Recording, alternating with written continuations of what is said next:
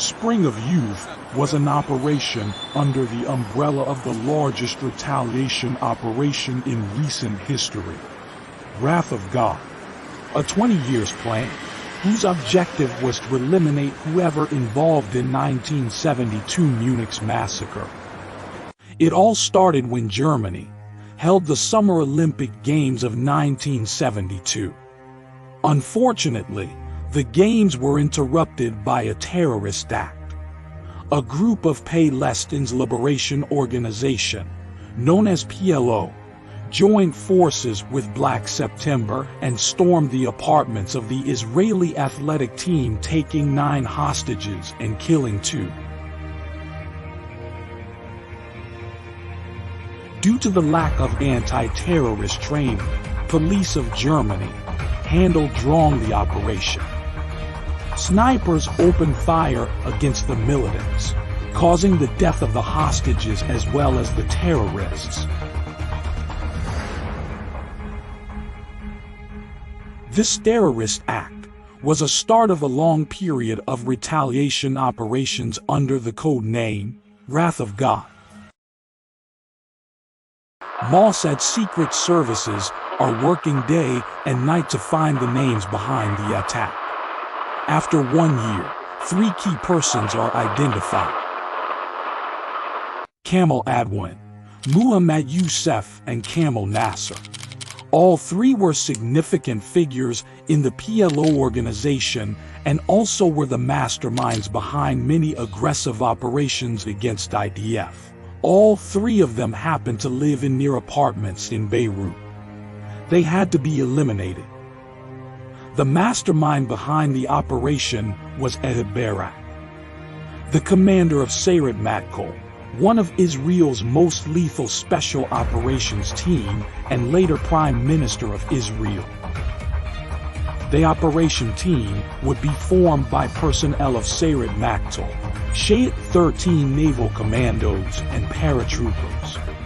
The objectives were the elimination of the 3 main targets: the gathering of documents, the destruction of PLO's headquarters, and the destruction of a military warehouse full of ammunition and weapons. The frogmen and the paratroopers were ordered to destroy the targeted buildings and anyone guarding them. Sayeret Matkal would take care of the human targets.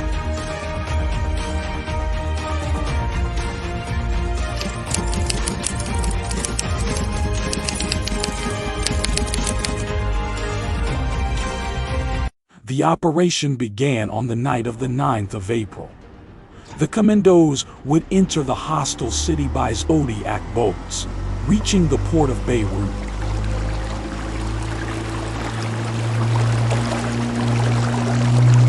There they would meet up with their informants, who would give them 3 rented cars and civilian clothes. They would disguise into tourists so they would be able to go around the city unnoticed. The shortest of them had to disguise as women. While they trained, those were ordered to train in high heels, because that's how they were going to operate.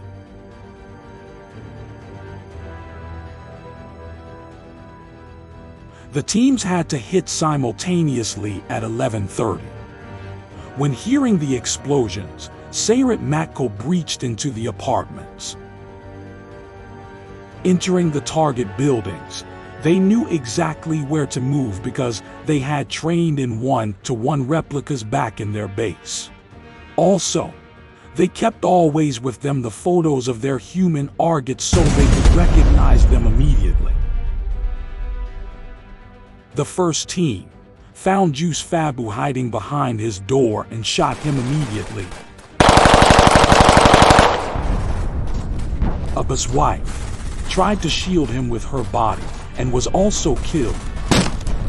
Second team breached in Nasser's apartment, finding him on his desk, and burst him also. While the third team approached Kamal's Adwan door, he shot them first, killing one of them.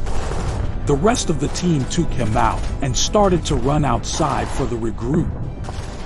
Beirut police reached the location and exchanged fire with the operators.